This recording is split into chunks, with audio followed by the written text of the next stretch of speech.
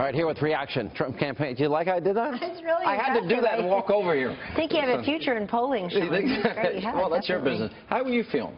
I feel great, and what you just showed demonstrates we probably have about at least 6 routes to 270. That's not always been the case, but momentum, enthusiasm, they sound like intangibles. They're actually very empirically proven, very tangible. You see these crowds. You see people in all these states, including states like New Mexico, Minnesota, thought to be out of reach for a Republican candidate, Sean, and yet he shows up there and the crowds just pour in. In Minnesota today, people were abandoning their cars a mile away from the venue. Wow. We made the event live, and 18 hours later, we had 21,000 RSVPs for an airplane hangar that holds about 4,500 comfortably. I heard there were more people outside than inside. That's usually like 3 the case. times the amount of people. We like to say, for somebody who doesn't play an instrument or a sport, Donald Trump can really pack him in. But it's a serious point. When you're going through the map and you are even talking credibly and plausibly about states like Pennsylvania and Michigan and Colorado and New Hampshire, these are states that President Obama carried twice with well over 50% of the vote. Hillary Clinton is nowhere near there. We've been talking for months on this show and elsewhere about her being the 46% gal. She just can never really bust through that ceiling. That has been your argument for a long time. Really, Sean, what's going to convince these undecided voters between now and Tuesday that, you know what, it's okay. I know she lies for a living. I know she's corrupt. I don't much like her. I don't want more of the same. I'm a change maker. I want to drain the swamp, but I think I'll vote for Hillary Clinton. It's all incongruous, and I have faith in the American people, their wisdom, their discernment, and their real appetite to go in a new and different direction. I think the best path for Donald Trump, I think he will get Iowa. I think he will. Look, I believe in polls. Nate Silver once tweeted, Hannity doesn't believe in polls. He cited an online poll. No, I believe in numbers. Nate Silver said today that Hillary Clinton is 1 state away from losing the electoral map. That's a huge turn of events from somebody who 2 weeks ago said the race is practically over. I do think, look at Matt Bevin just in 2014. It was a 12-point swing. Look at what happened in Brexit. I've given at least 15 examples where the polls can be way off. I don't know if they are or not.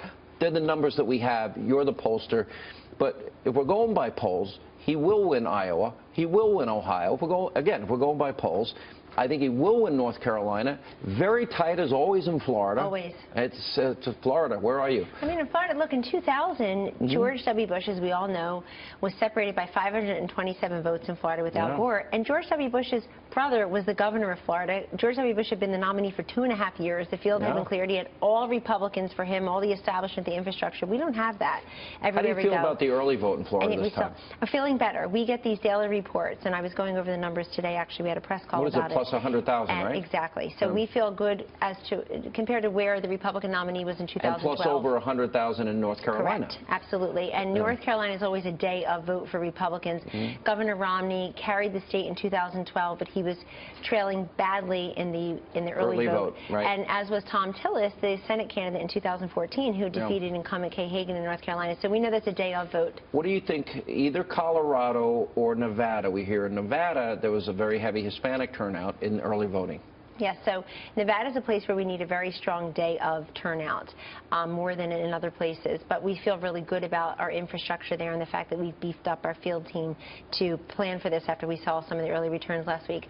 Colorado's really been tightening, and it's a place where Hillary Clinton's team felt they had to go back to Colorado.